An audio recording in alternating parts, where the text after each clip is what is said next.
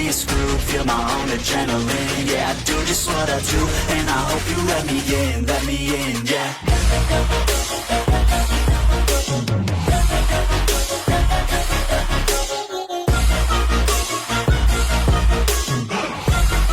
Hello and welcome back, fellow anime lovers, to Cypherfics. I am delighted to have you join us once again in the world of fanfiction and fantasy. This is the 7th part of What If Aizen Finds BEN10 in Bleach Verse. Special note, this fanfic is written in a masterpiece of Bigby the Big Bad Wolf on fanfictionnet. Do check and support the author too. Now smash the like, share and subscribe button for more. Also press the bell icon so that you never miss such great parts. Thanks for the introduction. Now let's dive into the world. Once again, Ben found himself about to train with Tozen. Both were back out in the courtyard, Ben waiting anxiously as Tozen drew his Zanpakuto. Off to the side, Lilinet was sitting down beside Haribel's Fraxian, who had received permission to watch from their leader. "I believe you are finally ready to face my Bankai, Ben," Tozen said once he had fully drawn his sword. Ben had a strong feeling that was what they would be going over and wondered what Tozen was capable of. You must remember that all Bankai are different, but hopefully this will show you that once a captain uses theirs, you must be prepared for anything. Ben nodded as he activated his Ultimatrix, scrolled to the alien he wanted, and slammed the dial down. In a flash of green light, he had changed into an alien that resembled a human-sized, red manta ray. "What alien have you turned into now?" Tozen inquired, the familiar noises easily indicating that Ben had transformed. "I call this guy Jetray," the alien declared in a raspy voice. "Another fish guy?" Apache asked, not particularly impressed by the alien's appearance. "Wonder what he can do." "A new alien? Tozen mused. "Well, let us see how well you do with this one." He held his sword up with his right hand and placed his left upon the crossguard's ring. Jetray's eyes narrowed as the ring suddenly started spinning. As it spun, it started getting noticeably bigger. At first, it was as big as Tozen's hand, and then all of a sudden grew to be as big as Tozen himself. "Bankai," Tozen declared. Suddenly, the ring detached from Tozen's Zanpakuto and somehow managed to split itself into 10 rings that encircled the Soul Reaper. "Okay," Jetray muttered at the sight. "Not what I was expecting." Instead of responding to the hero's quip, Tozen slashed the air with his sword and the rings scattered. Jetray was about to attack, thinking the rings were coming at him, only to be confused when the rings instead formed a large perimeter around him. Jetray tensed, wondering what sort of attack they were going to do. Suddenly something that could only be described as a dark void began to form within the rings before oozing out of each one like a giant blot of ink. Jetray watched in amazement as the darkness from each ring mixed with each other, shaping into what seemed to be a giant black dome. And he was inside it. Off to the side, Lilinet and the others watched as the giant dome was completed, the rings forming ropes that connected the dome to the ground. "Now we can't see what's going on," Lilinet whined in annoyance. "So this is Tozen's Bankai," Mila Rose said with narrowed eyes. "I wonder what it's really capable of." "And whether or not Ben has what it takes to overcome it," Sung's son added. "Ben will," Lilinet said, and the other girls were taken aback by the sheer amount of confidence in her voice. "I know he will." "Don't be too sure of him, Lilinet," Mila Rose cautioned the smaller girl. "Tozen is a former captain of Soul Society, one of their best fighters. Ben will probably have to do something very clever to get himself out of this one." "Just watch," Lilinet snapped at her. "Ben's gonna kick Tozen's butt and come out of there like it was nothing. You'll see." Apache sneered. "You seem pretty attached to Ben, Lilinet. Since when you were two buddies?" "Since I had somebody who I could actually spend time with instead of just lying around like Stalk does," Lilinet replied smartly. She looked back at the dome, her gaze intense. She mentally cheered Ben on, confident that he would succeed. Once the dome was complete, Jetray could see absolutely nothing. Not even the hand in front of his face. He blinked a few times, but it was so dark that he couldn't tell if his eyes were open or closed anymore. "What is this supposed to?" Jetray wanted to ask but froze when he realized that although his mouth was moving, no words were coming out. Jetray cried out, or at least tried to, but was still unable to make a sound. He wasn't just unable to see, he wasn't able to speak either. He had little time to adjust to this development when he felt a light cut across his stomach. Jetray silently screamed in pain as he staggered. Tozen had attacked, but he hadn't seen him coming. He hadn't heard anything either. Then it dawned on the wielder of the Ultimatrix. This was Tozen's Bankai. As long as he was in this dome, he couldn't see, hear, or talk. Though he could apparently still feel, as the cut he had received hurt a lot. Out of curiosity, he took a quick sniff and found that he couldn't smell anything either. So this dome disabled 4 of his 5 main senses. Jetray tried to think of a strategy when he felt another cut, this time on his back, and it was a little deeper. Jetray fell to the ground. He definitely understood why Tozen had warned him about Bankai. If all the captains were capable of something like this. Jetray figured that if he could escape the dome, then he could regain his senses and come up with a better strategy. Even if Tozen wasn't aiming to kill him, he wouldn't last long if he just stood there and kept getting injured. With no other choice, Jetray shot into the air, hoping to fly straight up and out. His only hope was to move faster than Tozen could attack. But instead of getting his senses back, Jetray felt himself slam into a wall. The impact was strong enough to stun him and Jetray could feel his body plummet to the ground below. He winced as his back came in contact with the ground, sand getting in his cut.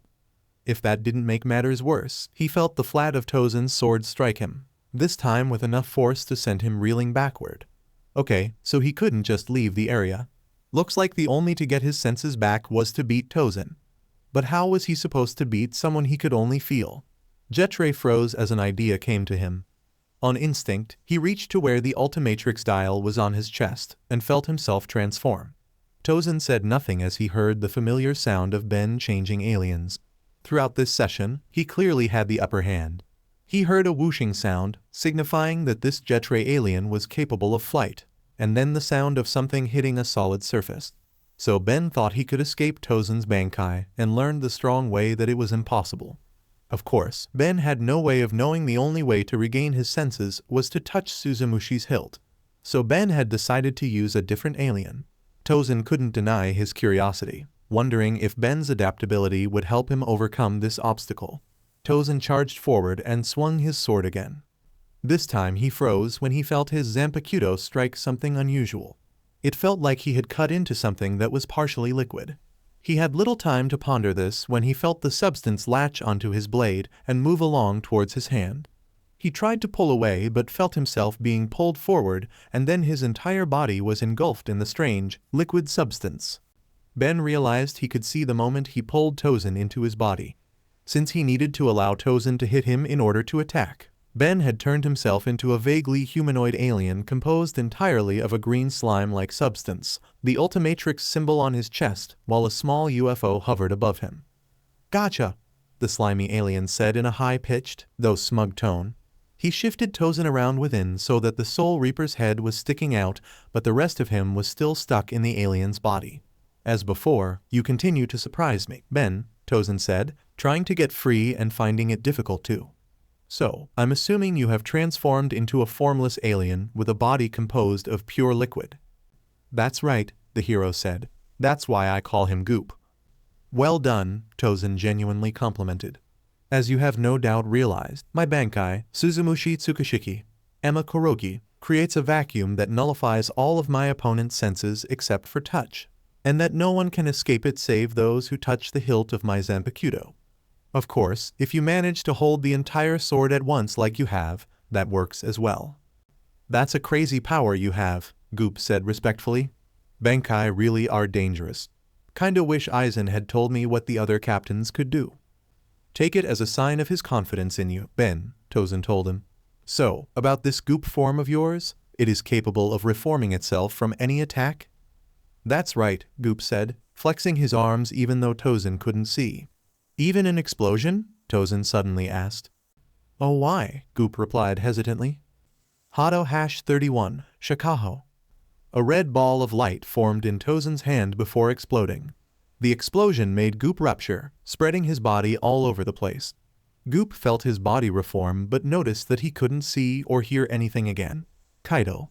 He should have known Tozen might use Kaido, and he had a feeling Kaido would be used more in this match.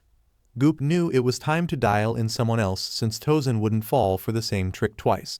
He reached down and tapped the OMNITRIX again. Even though he couldn't see himself transforming, He could certainly feel it taking effect. If Tozen could see, he would notice that Ben had transformed into an alien that resembled a vaguely humanoid being with a black and yellow striped body, crab-like pincers for hands and feet, and a metallic head that actually hovered between his shoulders instead of being attached to his body. However, Tozen did know that Ben had transformed again, and to him, that was all that mattered.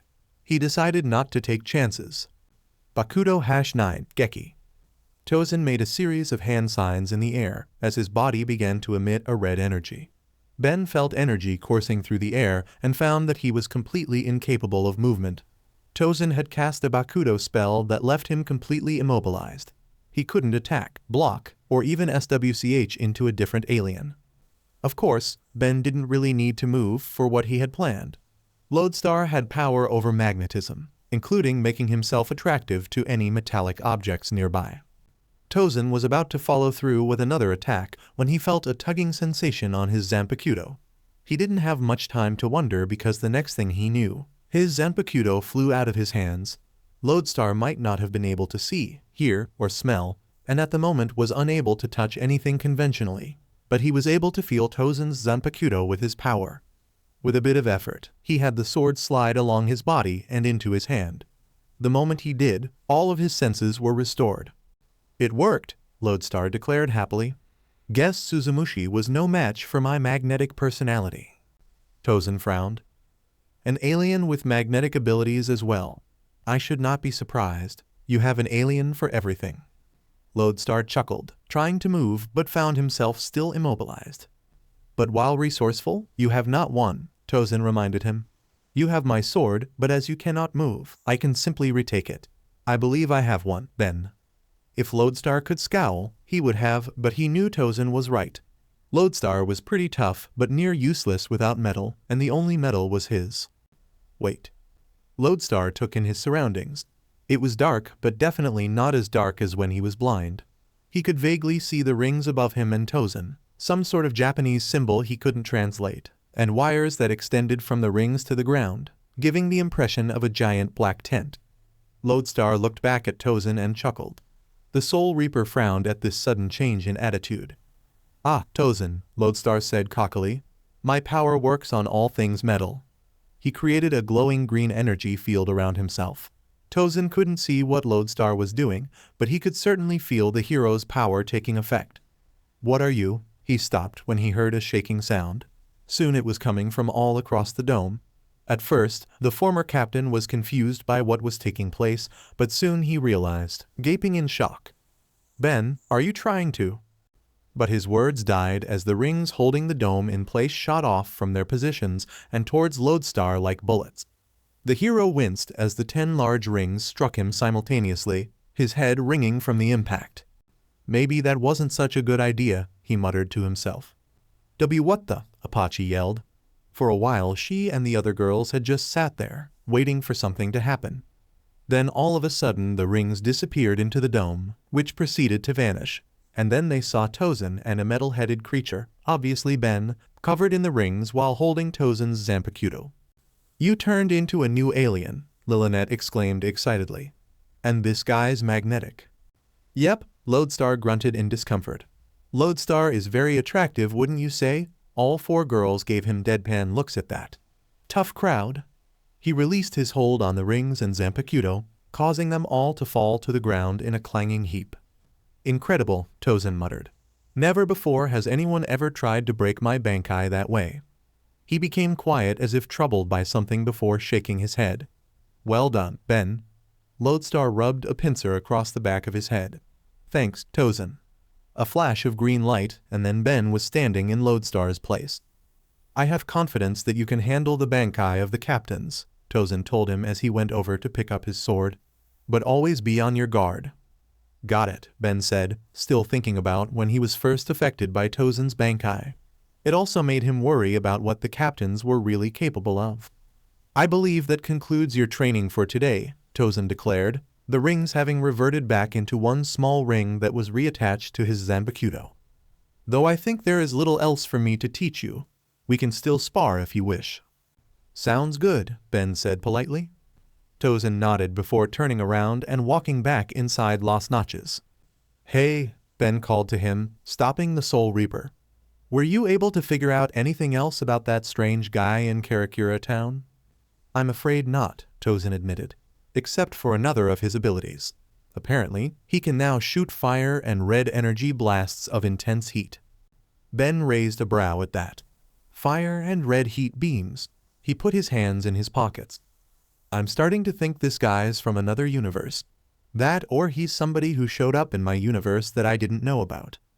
Tozen nodded. I see. Thank you for your time, Ben. He resumed, heading back into Las Noches. Ben had little time to think about this new development when Lillianette latched onto his neck. I knew it, she shouted, causing Ben to wince since she was screaming right into his ear. I knew you could beat him.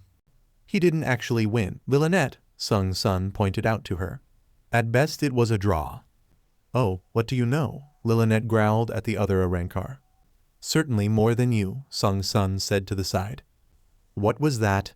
Lillianette let go of Ben's neck and stomped over to Haribel's Fraxian. You want to fight, Sung Sun? Apache laughed. Want me to help, Lillianette? I've wanting to get at this beach for some time now. My, what's this, Apache? Sung Sun snidely retorted. Too scared to fight me without someone else helping you. What? Apache snarled. I'll take you on, right? Ben decided to intervene before things out of hand. Okay, enough. He put a hand on the Ultimatrix threateningly. Don't make me go upchuck on you. All four girls blanched at Ben's threat, especially Haribel's Fraxiani. Even Mila rose, who had done nothing to warrant it. Apache narrowed her eyes at him. You wouldn't. Ben raised a brow at her. Wouldn't I? He challenged. The girls all tensed as Ben's hand moved to activate the Ultimatrix.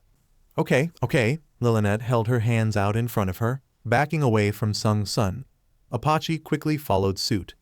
Happy now? Ben smiled, removing his hand from the Ultimatrix. Yes, very much so. The girls shot him irritated looks, but said nothing in case he decided to follow through on his threat after all. Come on, Ben told them. Training's over, so let's go and do something fun. Oh, mind if I join you? The group turned to face the one who addressed them. Walking their way was an Arrancar Ben didn't recognize.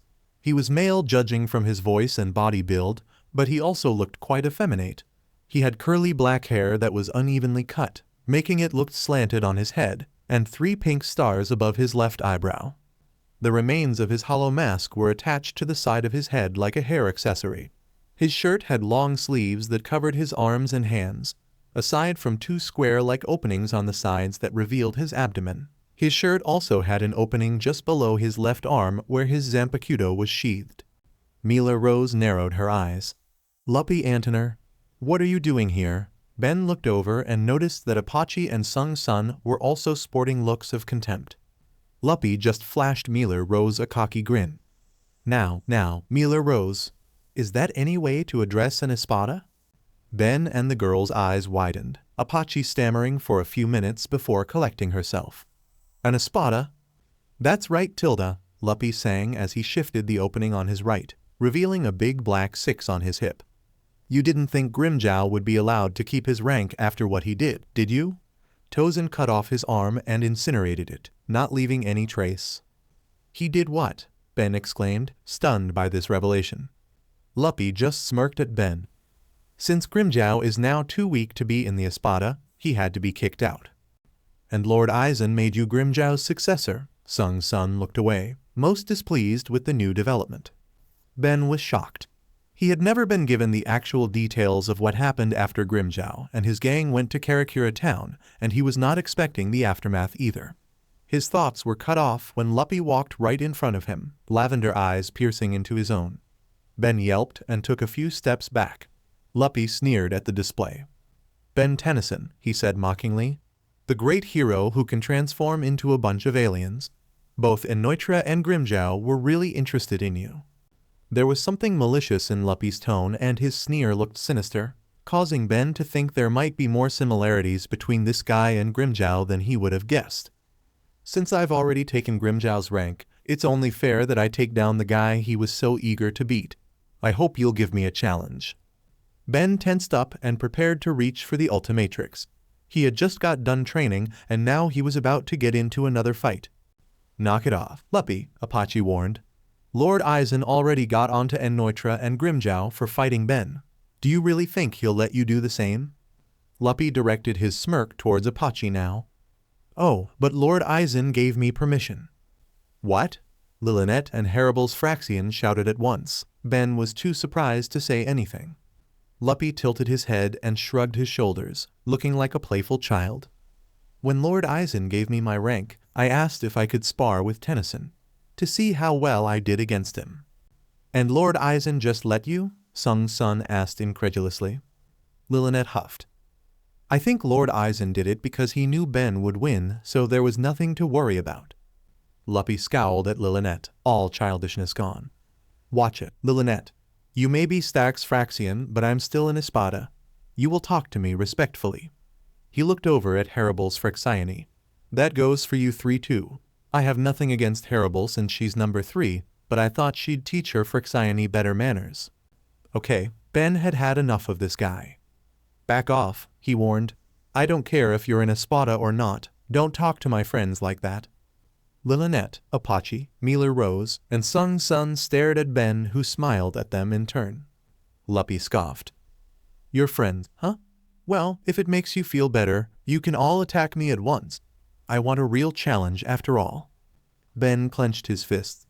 OMNITRIX and Grimmjow were bad enough, but this guy was way more obnoxious than either of them. The guy needed to be taken down a peg, and since Aizen had, apparently, gave his permission for this, there was nothing for Ben to be worried about. I'll take you on by myself, he declared. While Ben was confident, he also wanted to face Luppy alone because he didn't want to risk the others getting hurt. Ben, are you sure? Sung Sun asked. I'm sure the 4 of us together can take him down. What do you mean 4? Lilinet frowned. There's 5 of us. You can fight? Apache asked, and it was strong to tell if she was being serious or just joking. Why you? Lilinet looked ready to attack Apache. So, Luppy spoke up, his voice dropping. You're so sure that you can take me on by yourself? Let me guess, you think that just because I'm not Grimmjow, that you're better than me? You really like to talk, don't you? Ben said as he activated the Ultimatrix and began scrolling through his aliens. Luppy fumed as Ben found the alien he was looking for and slammed the dial down. As she shielded her sight from the flash of green light, Lilinet wondered if Ben was going to use another new alien. After the light passed, the Arenkar looked to see a new alien, and one unlike any they had ever seen before. This alien was encased in a large suit of armor that resembled an oven or furnace with arms and legs. Luppy laughed at the appearance of this new alien. What kind of alien is that? It looks ridiculous.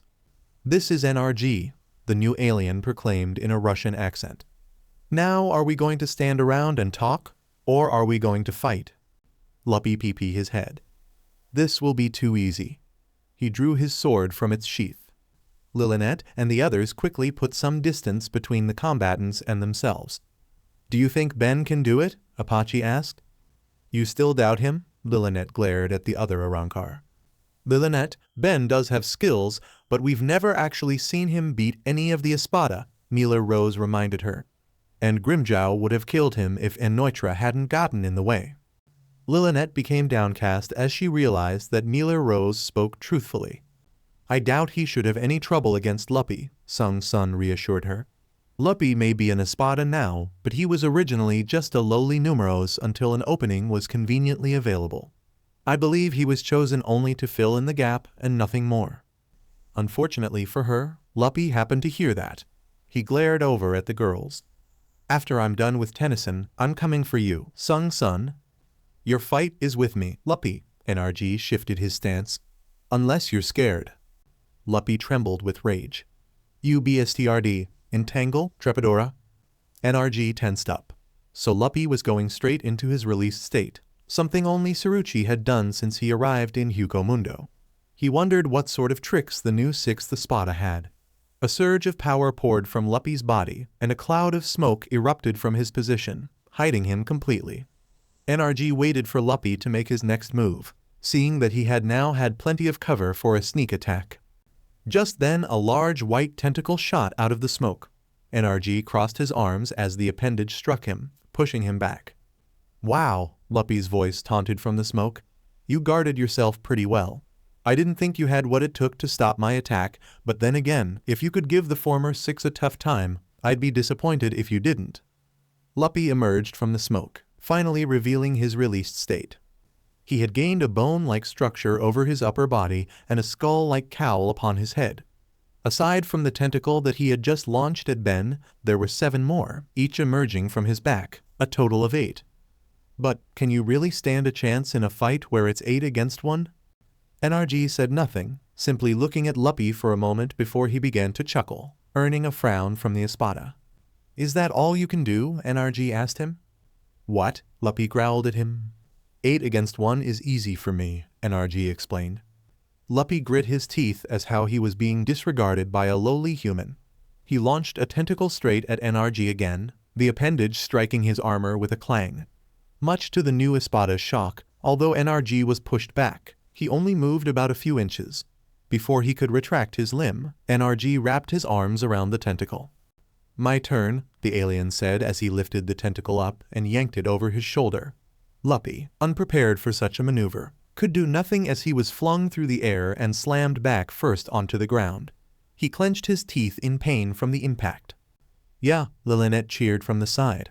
Go, Ben, show that jerk who's boss. That armor is quite durable to withstand an attack from an espada, Sung Sun noted. But why does this alien possess armor compared to the rest of Ben's aliens? We'll just have to ask Ben after this fight, Mealer Rose said. Luppy sat up, hissing from the pain in his back. He looked over his shoulder at the armored alien, glaring daggers at him. You, he got to his feet. Your PSS me off. He swung all of his tentacles in a clockwise motion at the hero, the combined force enough to blast NRG off his feet, hitting the ground a few feet away with a large thud. He tried picking himself up when 4 of Luppy's tentacles shot towards him again, wrapping around each of his limbs before hoisting him into the air. The girls felt their breaths hitch as Luppy smiled smugly.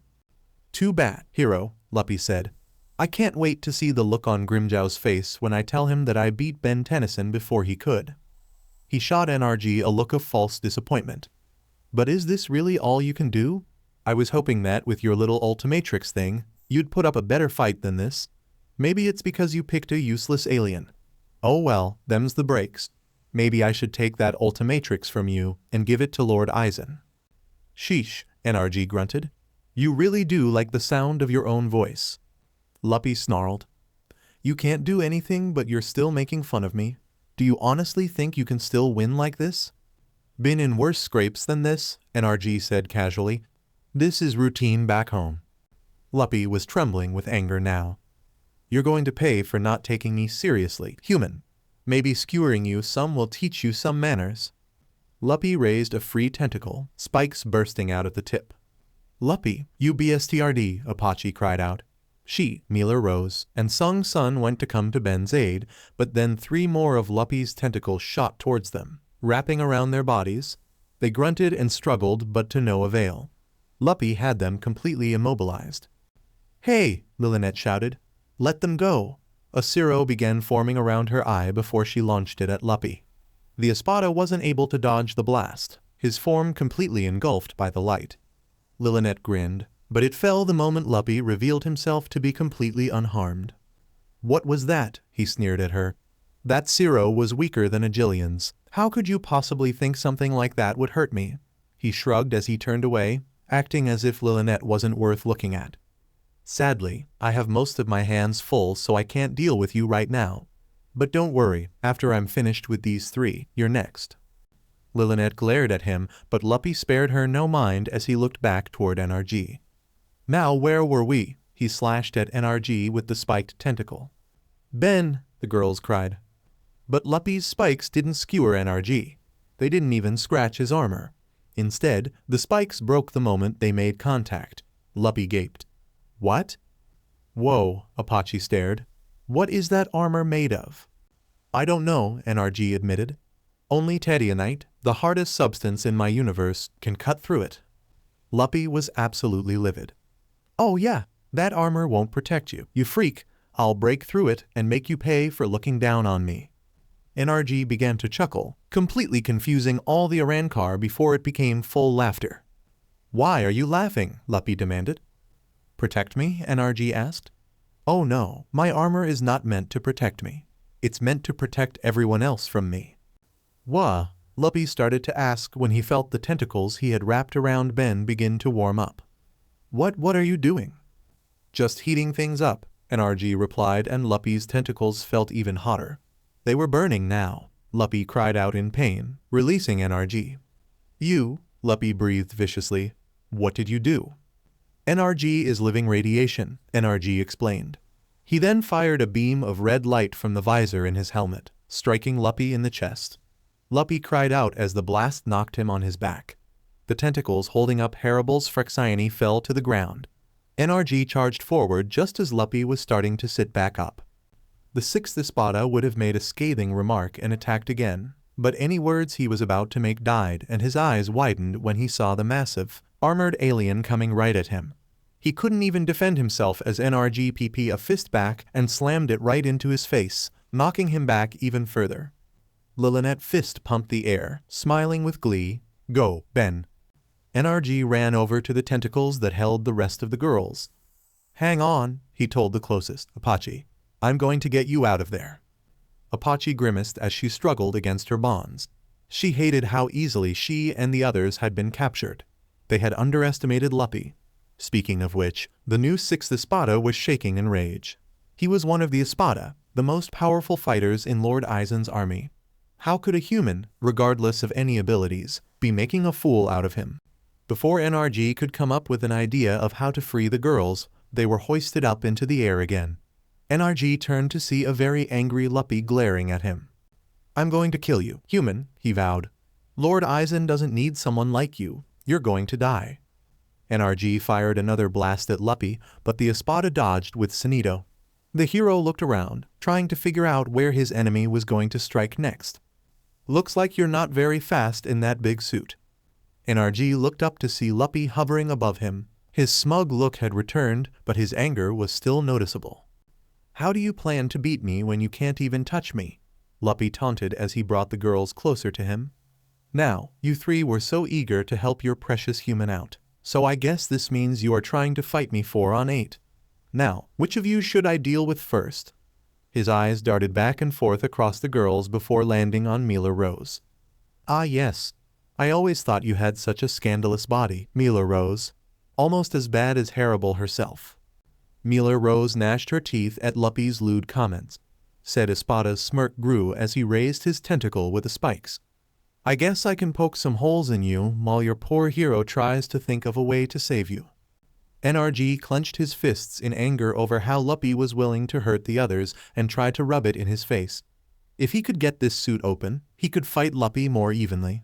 Sadly, NRG didn't know how or if it was even possible. Plus, he didn't want the radiation to affect the girls. Time to dial in someone else. Luppy paused his attack when he saw the green light shining below him, signifying that Ben had turned into a different alien. After the light faded, there floated a blue, jellyfish-like alien with green eyes, white stripes resembling lightning that ran along his body, and 6 tentacles.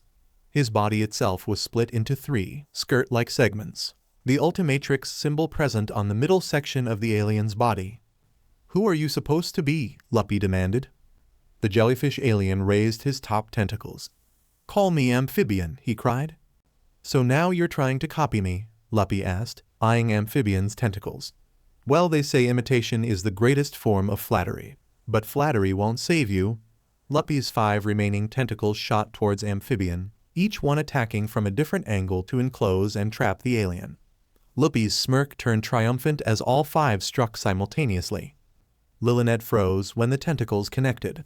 Amphibian had made no move to defend himself, and she couldn't see anything really impressive about him in the first place.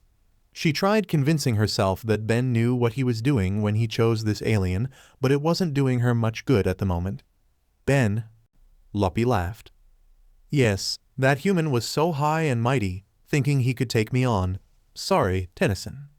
Ugh, maybe I should have gone with Wildnut. At least then I wouldn't have to hear you." "What?" Luppy cried as Amphibian actually emerged through the tentacles, his body transparent. Once he left the tentacles completely, his body regained its solidarity. How did you? Luppy stammered. Yeah, I can go intangible, Amphibian said nonchalantly. Now then, he flew towards Luppy. At first, the Arankar thought he was going to attack, but instead Amphibian reached his tentacles towards Apache, Mealer Rose, and Sung Sung, the appendages actually extending to touch them. The moment his tentacles came in contact with them, he made his body intangible again, and this time, they became intangible too. What? Luppy yelled as the girls, no longer solid, slid through his tentacles. Amphibian wrapped his own tentacles around the three and lowered them gently to the ground. That was weird, Apache said with a shiver as Amphibian made them all tangible again. But I'm not complaining, Mealer Rose said, nodding appreciatively towards Ben. Thank you, Ben. Amphibian. Whatever. You're welcome, Amphibian said before looking back up at Luppy, who looked like he was on the brink of having a fit. Now, if you'll excuse me, I've got someone to deal with. Allow us to help, Sung Sun said as she pulled her sai from her sleeve. It's the least we can do for you helping us. Besides, I would like to get my payback personally. Fine by me, Amphibian replied. You all of you, Luppy snarled. Who do you think you are to look down on me? He swung all 8 of his tentacles at the group. Amphibian put his tentacles back on the girl's shoulders and activated his intangibility, Luppy's passing through them harmlessly. I'll get his attention, Amphibian said after canceling out his intangibility. He flew up to face the Arankar directly. So, let me ask you something. Is this all you can do? I mean, Grimjow was more of a fight than you are. Luppy narrowed his eyes. What did you say? I mean, seriously, that guy was a real fighter. He had me on the ropes, and he hadn't even used his release state. But you're using it, and I'm still kicking your butt. I guess they'll make anyone an espada these days. Why you? Luppy shot another tentacle at him. Amphibian moved to the side before aiming his own tentacles at him. Lightning fired from the tips of his limbs, striking Luppy directly. Luppy cried out in pain as the electricity surged through his body. Electricity, huh? Lilynette said as she watched the spectacle. He is a jellyfish after all, so I guess that makes sense. Once Amphibian ceased his attack, he observed the damage. Luppy's mouth twitched and his eyes looked glossed over. He was effectively stunned and disoriented. Now. The girls struck simultaneously. Apache's chakrams struck Luppy's shoulders, Mealer Rose's sword slashed his abdomen, and Sung Sun's sai hit the side of his head. Luppy hissed from the blows, staggering a few steps back in the air. Amphibian narrowed his eyes when he noticed that the attacks were only superficial. Since he's in his release state, our attacks didn't do much damage, Apache said before grinning. But it definitely felt good. You should stop now, Luppy, Sung Sun warned him. Regardless of what you've said, Lord Aizen will be upset if he hears that you just tried to kill Ben like your predecessor.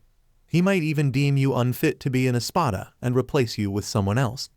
It's for the best that you quit now and save yourself some dignity. By now Luppy looked to be on the verge of having a breakdown. I'll kill you, he declared. Amphibian narrowed his eyes, seeing that Luppy might actually try to kill them. They needed to take him out and fast. Just then he spotted something out of the corner of his eye and got an idea. You know something, he said, I think you need to cool down. Then, with surprisingly speed, he tacked Luppy. Unprepared, Luppy put up no defense as the two plummeted. Luppy assumed that Amphibian was trying to slam him into the ground again, but he was actually heading straight for the pool. Just as they were about to make contact, Amphibian pulled away, allowing the momentum to continue carrying Luppy until he splashed right into the water, tentacles and all.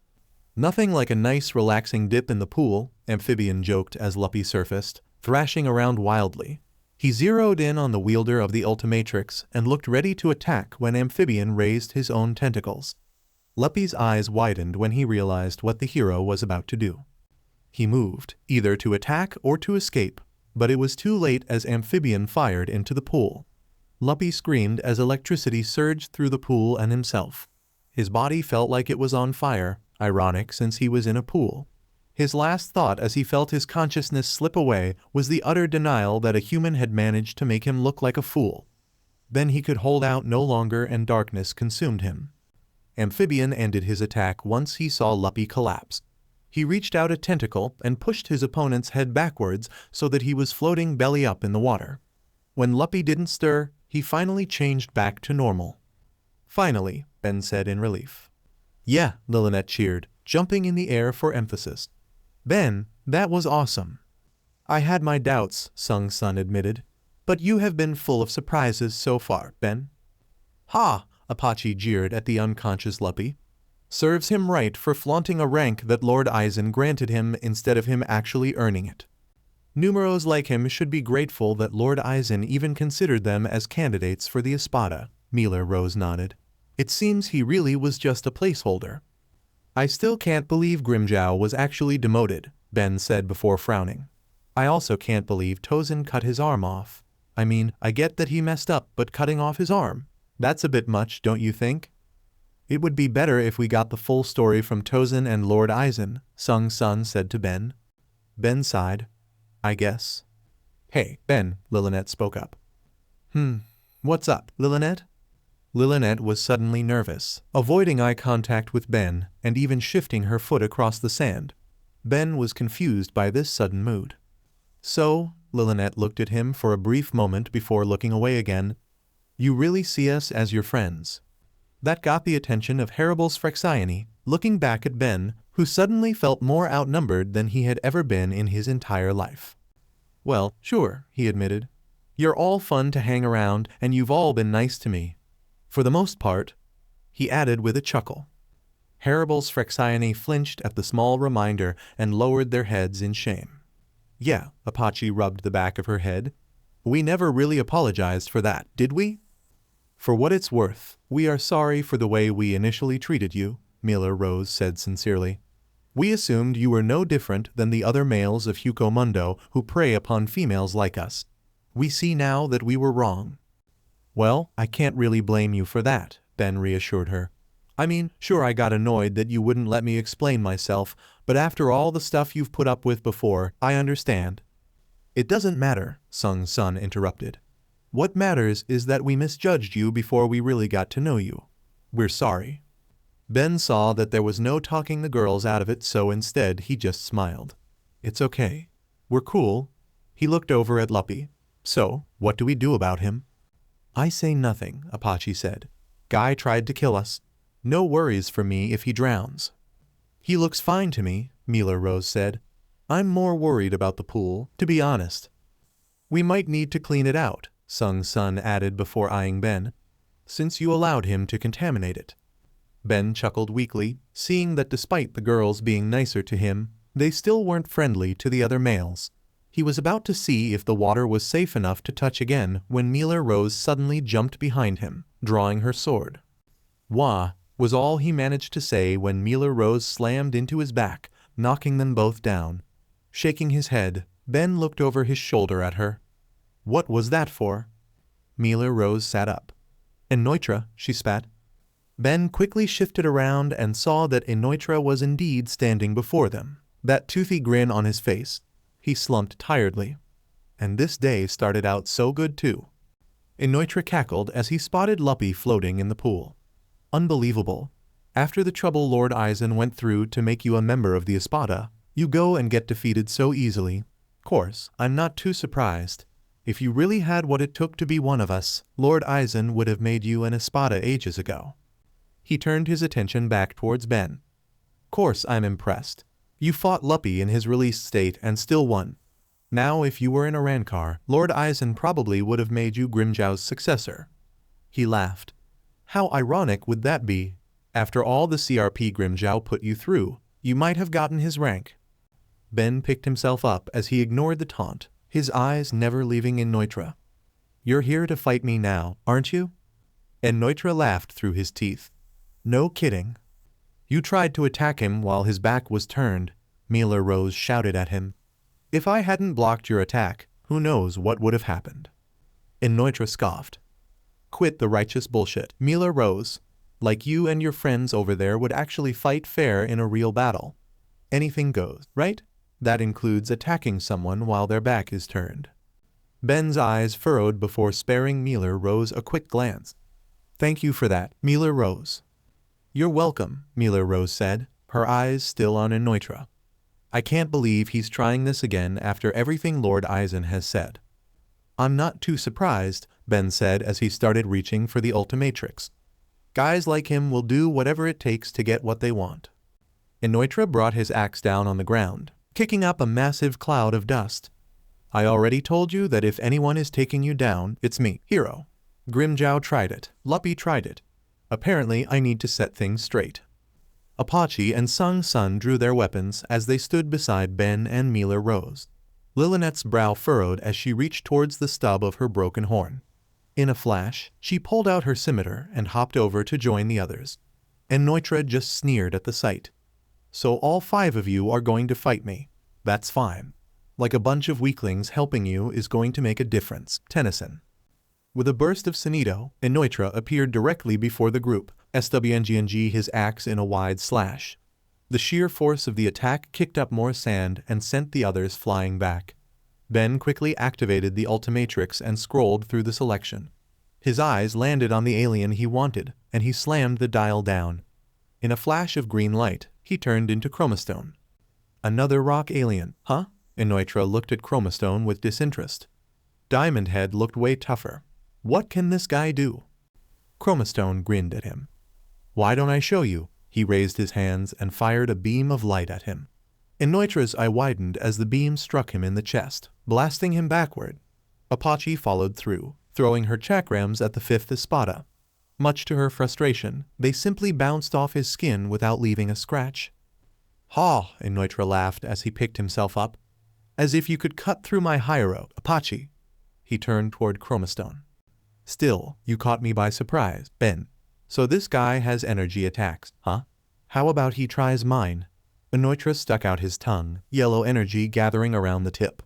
Seeing that Inoitra was charging up a Zero, Chromastone straightened his posture, putting his hands on his hips and posing heroically.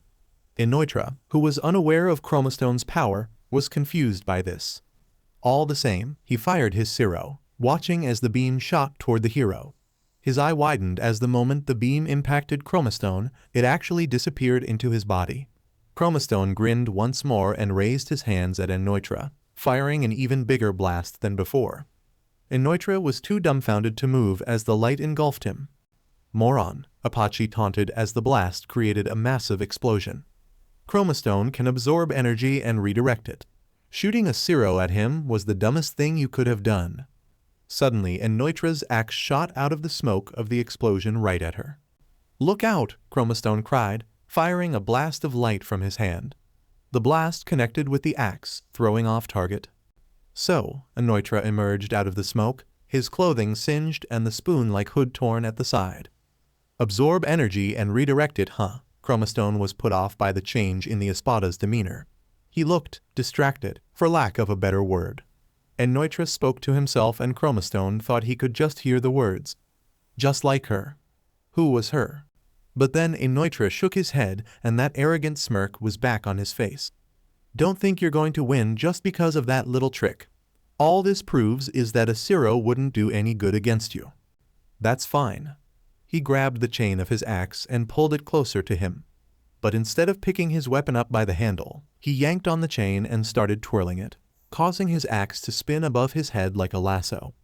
The sheer speed of the rotation was strong enough to create a whirlwind. I don't need my Zero to win. He flicked his wrist and his axe shot at them like a spear. Chromastone raised his hands and an energy barrier formed around him and the girls. The axe struck the shield harmlessly. Inoitra gritted his teeth at the unexpected move. You didn't tell me that Chromastone could make shields, Lillinette exclaimed as her alien friend lowered the barrier.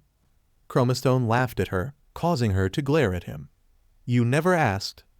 Your aliens are just full of surprises, aren't they? Inoitra grumbled in annoyance. Chromastone ushered the girls closer to him. Okay, he's focused on fighting me, so we'll do the same thing we did with Luppy.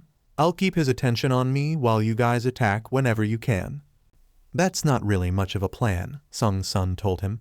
What if we accidentally hit you? Don't worry, Chromastone reassured her. I may not look like it, but I'm pretty tough. Lillinette looked over to see what Inoitra was doing, only for her eye to widen when she saw him in the air, his axe coming down upon them. Did you really think I was going to just let you come up with a plan? he demanded as he attacked. Chromastone's response was another energy blast to OMNITRIX's chest, knocking him back down. When he tried to rise, Chromastone ran up to him and got him with an uppercut. OMNITRIX was once again knocked off his feet and flat on his back. At first, Chromastone thought he had won, but OMNITRIX got to his feet far faster than he had predicted, and he was struck in the side by his axe, the blow sending him flying into a heap of sand. "Lil'Anet, look after Ben," Apache said. "We'll take care of OMNITRIX." Lil'Anet wasn't thrilled at the fact that she wasn't participating in the fighting, but she also wanted to see if Ben was okay. "Got it." She ran over to where Chromastone had landed. "All right," Apache shouted to her teammates. "Let's go."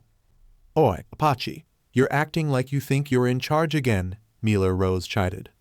"I agree. You need to watch that mouth of yours, Apache," Sung's son added. "But you're right." OMNITRIX laughed. "And what are you three going to do?"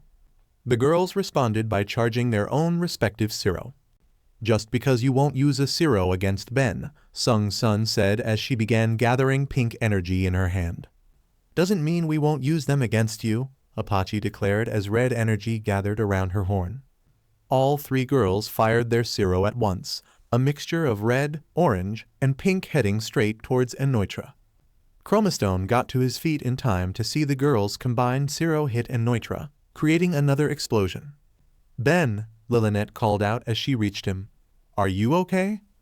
"I'm fine," Chromastone told her. "I told you, Chromastone's pretty tough." Lil'Anet looked over at the pillar of smoke from the girls' explosion. "Think that did anything?" "Couldn't tell, but I'm not betting on it," Chromastone replied with a frown. His worries proved true as OMNITRIX stepped out of the smoke. His clothes had suffered some more damage, but he was unharmed. "You honestly thought that would work?" He laughed at Harible's Fraxian. "It doesn't matter how many Zero you fire at me. The three of you are too weak to hurt me." "Right, that Hyro of his," Chromastone grimaced in remembrance. "Please tell me you've got an alien that can hurt him," Lil'Anet pleaded. "The strong part is figuring out which one can," Chromastone told her. His eye widened as OMNITRIX battered Sung's son to the side. "Unfortunately, I might not have time to think about it." He ran forward as Miller Rose and Apache struck him simultaneously, only to find that their attacks weren't even scratching him. OMNITRIX headbutted Miller Rose in the face and backhanded Apache. Both girls fell back from the blows, leaving themselves wide open for OMNITRIX to attack. But as he was about to swing his axe, Chromastone slammed his hand on the Ultimatrix symbol, transforming into Human Gaussor. OMNITRIX only had enough time to gasp in shock before he found himself on the receiving end of a backhand from the colossal dinosaur. "Whoa," Lil'Anet called as she went to join the others. "And what's this guy called?" "Human Gaussor," said Alien bellowed, flexing his arms for emphasis. "Do you really need to shout your name like that?" Apache asked. "Not really," Human Gaussor admitted with a shrug. "I used to do it a lot more, though." "What? Just shout out your name like that?" Apache asked. "Why?" Human Gaussor opened his mouth to explain, only to be interrupted by OMNITRIX. "Oh, you're a big one now, Tennyson," he said with glee at Ben's latest form. "Let's see if he's as tough as he looks." Human Gaussor roared before charging at OMNITRIX head-on. OMNITRIX followed suit, raising his axe as he ran to meet his opponent. Just as he swung the axe, Human Gaussor managed to grab it by the sides, giving it a tug and launching OMNITRIX right towards his fist. OMNITRIX slumped over from the sheer force but still didn't look hurt.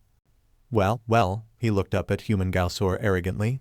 "This guy is big, but he doesn't seem to have much strength to him. Guess not even your aliens can beat my Hyro." "Maybe I'm just not hitting strong enough," Human Gaussor countered, using his fist to hurl OMNITRIX into the air. Just as the espada was falling back down, the hero punched him with his other fist, knocking him back. But Human Gaussor knew his opponent was far from out and charged forward to continue his assault. OMNITRIX lifted his head and saw his reptilian opponent rushing towards him. He swung his axe into Human Gaussor's leg, causing him to fall face first into the sand. OMNITRIX got back up and swung his axe in a downward slash. Human Gaussor quickly rolled out of the way before the weapon could make contact. He then spun around, lashing out at OMNITRIX with his long tail. OMNITRIX managed to block it with the handle of his axe, his feet digging twin trenches in the desert. This gave Human Gaussor an opening, and he lunged at the fifth espada, tackling him to the ground. Human Gaussor didn't let up as he proceeded to pummel OMNITRIX with everything he had. After a few minutes of relentlessly PND his fists on the Arankar, he let up his attack and got off of him. "And stay down," Human Gaussor said with finality. Unfortunately for him, OMNITRIX simply looked at him in boredom. "That was it?" he asked. "That's all you've got with this alien?" Human Gaussor grit his teeth in aggravation.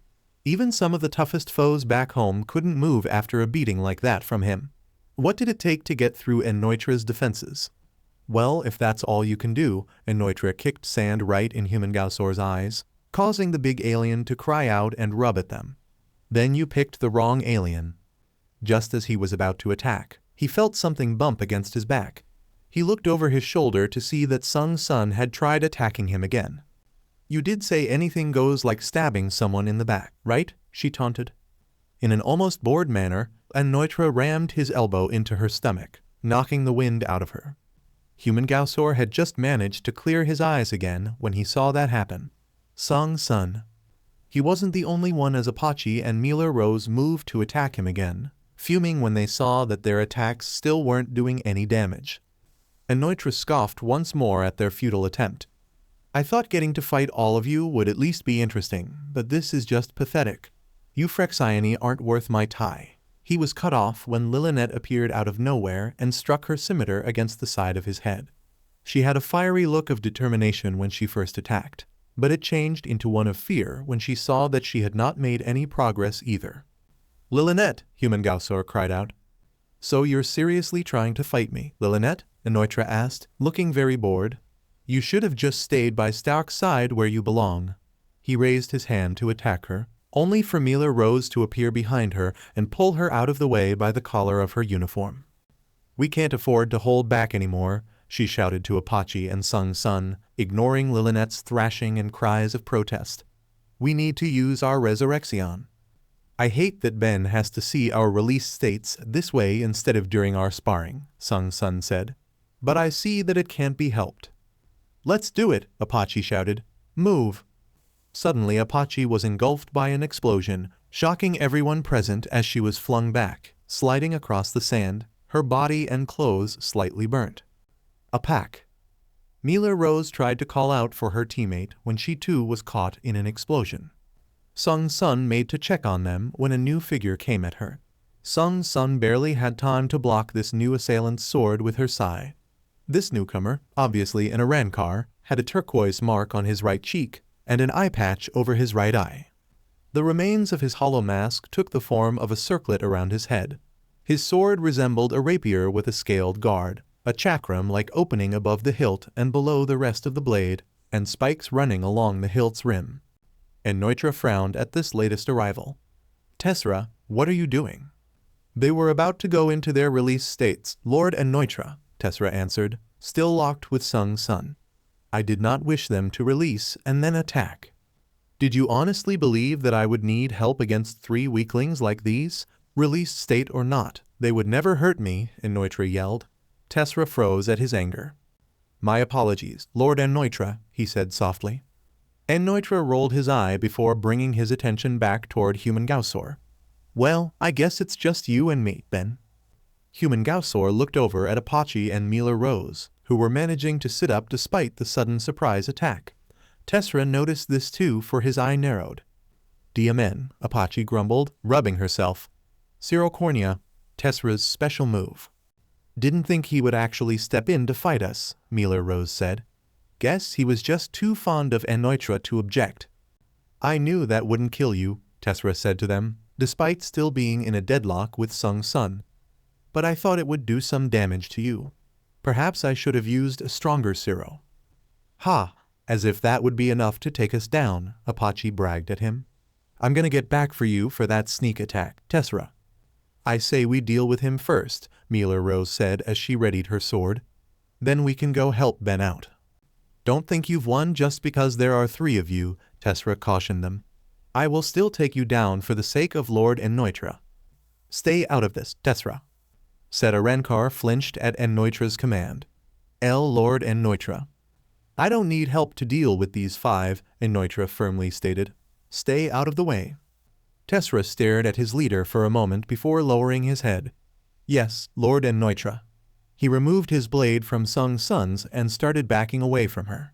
Man, Humangasaur said, looking back and forth between OMNITRIX and who he assumed was his Fraxian. Is Aizen the only one you're not a jerk to? Just because OMNITRIX told you not to interfere, Sung Sun said, darting at Tessera, doesn't mean we won't take you out. Unfortunately for her, OMNITRIX attacked faster than anyone could have anticipated, hitting Sung Sun with the bladed part of his axe. Sung Sun, Apache cried when suddenly OMNITRIX appeared right beside her. She moved to attack, only for OMNITRIX's hand to pierce her abdomen. Gah, she groaned as BLD gushed out of her open wound. Apache, Miller Rose yelled before rounding on OMNITRIX. With a roar, she swung at him, only for OMNITRIX to catch her blade barehanded. How many times do I have to tell you, he said, dropping his axe to grab her arm with his free one. That's not going to work. He then snapped her arm with a sickening crack. Miller Rose cried out in pain, unable to defend herself as OMNITRIX punched her in the face. She collapsed at his feet. Now Humangasaur was furious. He bellowed at the top of his lungs before dashing forward. OMNITRIX turned towards him, ready to attack, but Humangasaur would have none of it. He scooped up a handful of sand, and considering how large his hands were, that was a big handful. He tossed the sand in OMNITRIX's face. The Arrancar yelled, staggering back and rubbing his eyes much like Humangasaur himself had done earlier. Lord OMNITRIX, Tessera tried to warn him, but it was too late. Humangasaur smashed his fists against the side of OMNITRIX's head, knocking him to the ground. He then grabbed OMNITRIX by the leg, SWNGNG him overhead and back down on the ground, before he did it again. Do you really believe you'll break my Hyro if you just keep hitting me? OMNITRIX yelled, clearly more angry than hurt. Won't know unless I try, Humangasaur growled at him. He started walking backward.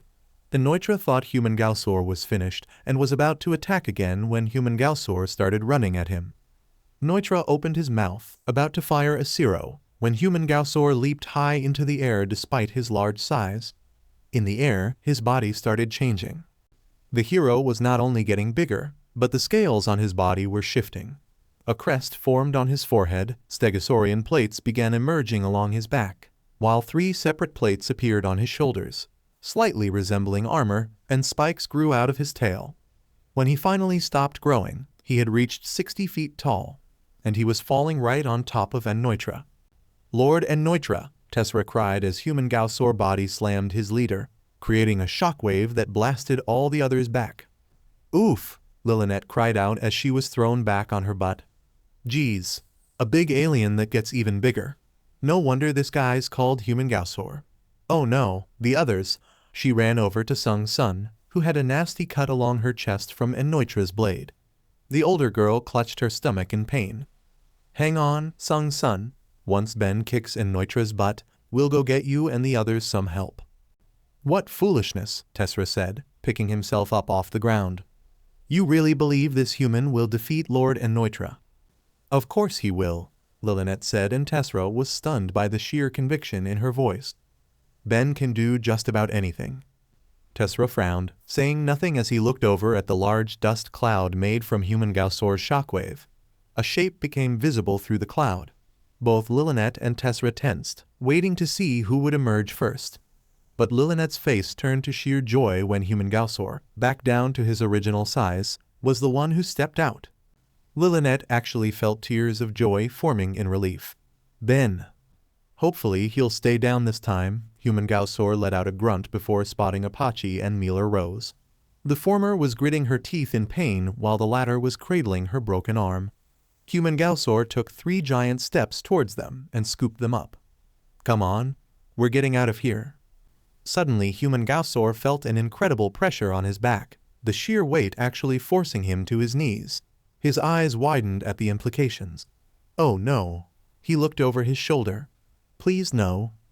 The cloud dispersed, revealing OMNITRIX, his body surrounded by a yellow aura. Humangasaur growled. No matter how many times he knocked this guy down, he just kept getting back up. Luppy was nothing compared to this guy. Humangasaur quickly but gently placed Apache and Miller Rose on the ground. Lillinet, try to get them out of here. I have to deal with Enoitra. Got it, Lilinet said with a nod. Come on, girls. Mila Rose, who was in better shape than her teammates, got up to her feet, throwing Apache's arm over her shoulder and helping her up. Lilinet did the same for Sung Sun. Tessera narrowed his eye and prepared to attack when Human Gausor's beefy hand grabbed him by the shirt and hoisted him up so they were eye level. Don't even think about it, Human Gausor snarled at him before throwing Tessera to the side. You think I'm going to let them walk away from this, Ben? Enoitra called to him. Nobody is leaving here. Let them go, Enoitra, Human Gausor ordered. Your fight's just with me. So they can run off to Harable and cry like pussies just because they got hurt? Enoitra asked rhetorically. No, this is what they get for challenging me. They need to learn their lesson. Human Gausor raised his fists. You are asking for it, Enoitra. I underestimated that alien of yours, Tennyson, but that's not going to happen now. He raised his axe above his head. Time for you to see what the resurrection of a real espada looks like. Pray, Santa Teresa. Energy began flowing out from the empty space of Enoitra's top blade before creating another explosion. Human Gausor took a fighting stance, wondering what Enoitra's release state was compared to Saruchi's and Luppy's. When the smoke cleared, Enoitra's resurrection was revealed. He now sported 4 arms, each one clawed with an insectoid carapace. Each one was holding a long black scythe with golden tassels at the end. Enoitra himself now had a golden marking that ran from his forehead to under his right eye, in addition to white tendrils that covered his torso to the sides of his abdomen, and a pair of horns. The right one was noticeably shorter than the left, causing the horns to somewhat resemble a crescent moon. His eye patch was gone, revealing a gaping hole where his eye should be, slightly covered by skeletal teeth. Human Gausor realized that this was his hollow hole and mask remains. Enoitra's smile was so wide that the hero was surprised his face hadn't split already. Now, Enoitra raised his sides. Where were we? Human Gausor tightened his fists, waiting for Enoitra to make the first move. Come on, Lilinet urged the other girls. Let's get out of here. No, I won't let Enoitra have the satisfaction of seeing us run away. Let's just use our release states, Apache said. You know an Arankar heals when they use their resurrection. Then wants you 3 to get out of here, Lilinet pointed out. We can't just leave him to take on Enoitra by himself, Mila Rose argued. He's already done so much for us. We should return the favor. And how do you think Ben will feel if you get hurt even more? Lilinet countered. We are the Fraxione of Lady Harable, the third Espada, Sung Sun said. We are stronger than that brute believes us to be. She slowly raised her sigh. Sure. Don't even think about it, Enoitra yelled at them, raising his sides. Leave them alone, Human Gausor yelled, throwing a fist. Enoitra crossed the handles of his scythe together, creating a makeshift shield, and planted his feet firmly in the ground. Human Gausor's fist connected, but the hero's eyes widened when Enoitra didn't budge an inch. The Arankar leered up at him. Not going to work anymore, Ben. Enoitra started pushing and Human Gausor found himself being moved back. Enoitra gave one final push and Human Gausor fell onto the desert ground. Enoitra raised one of his scythes and swung it down, Human Gausor just barely rolling out of the way in time. Enoitra slashed with another scythe, then another. It was all Human Gausor could do to keep out of Enoitra's range. With a burst of strength from his powerful legs, Human Gausor kicked off the ground, jumping further away from the Espada. Enoitra simply grinned and leaped after him, looking like a demented, horned praying mantis. Human Gausor jumped up to meet him, catching Enoitra off guard as he was tackled back onto the ground. Human Gausor quickly pinned down all of his enemy's arms. Gotcha, Human Gausor said with a smirk. Unfortunately, it was replaced with a look of confusion as Enoitra smirked at him. Do you? He asked. Before Human Gausor could even remotely figure out what he meant, another pair of arms suddenly shot out from within Enoitra's shirt, piercing into Human Gausor's chest. Human Gausor grunted in pain from the attack. Ben, Lilinet cried in worry. Enoitra retracted his newest arms before sticking out his tongue to start charging a Ciro. Human Gausor pushed himself off of Enoitra, not wanting to risk a Ciro at point-blank range, but this gave Enoitra an opening as he slashed Human Gausor across the chest with his blades. Human Gausaur cried out as he fell to his knees, clutching his wound. Oh no, Apache breathed, staring at the sight in horror. And Neutra twirled a scythe. You didn't put up a bad fight, Ben, he said. But I was hoping you'd do better than this. Leave him alone, but, Lillianette shouted despite herself. Neutra looked over at her with disinterest. Oh, what guts you have, Lillianette, he said. Are you saying you want to fight me? Lillianette, stop, Apache said. You're no match for him. I don't care, Lillianette shouted, her anger focused on Neutra. He's nothing but a coward who won't fight anybody unless he has the upper hand. Neutra frowned at her words. Coward, you say? Anything goes in a fight, huh? Lillianette taunted him. Probably because you don't have the ball to fight somebody head-on. That got on Neutra's nerve. Who the FCK do you think you're talking to? He exploded on her. I am the strongest espada. Nobody can cut me down with their sword. If you were the strongest, wouldn't you be number 1 instead of Stark? Lillianette countered. I bet that whole talk about your hero being the strongest is just that. Talk? Bet Stark, Hannibal, Ulquiorra, and Barrigan can all cut through you easily. Neutra's clenched his sides tightly. You little SHT, he dashed at Lillianette, ready to cut her down. Let's see how tough Stark is when he can't fuse with you anymore. Lillianette took a fighting stance. She knew her chances were beyond slim, but she was at least going to do her best. No, Human Gausaur cried. He slammed his fist on the Ultimatrix dial. Spikes popped out and a green light surged through his body. Seeing the flash from the corner of his eye, Neutra turned around, expecting to see a new alien. Instead, he saw something else. Human Gausaur had changed. He was now even bigger than he was at his average height, was far more muscular, and now featured green skin. Human Gausaur also now possessed a dark blue turtle shell with spikes that ran down each side. His chest and torso were covered in dark blue plates, sporting 5 spikes on either end. His tail now had a mace at the tip. On his head was a dark blue helmet with 3 spikes running down the top, and black horns on the side that pointed downward. His knuckles had silver barrels and his fingers now had claws. Altogether, he looked like a massive, bipedal ankylosaurus.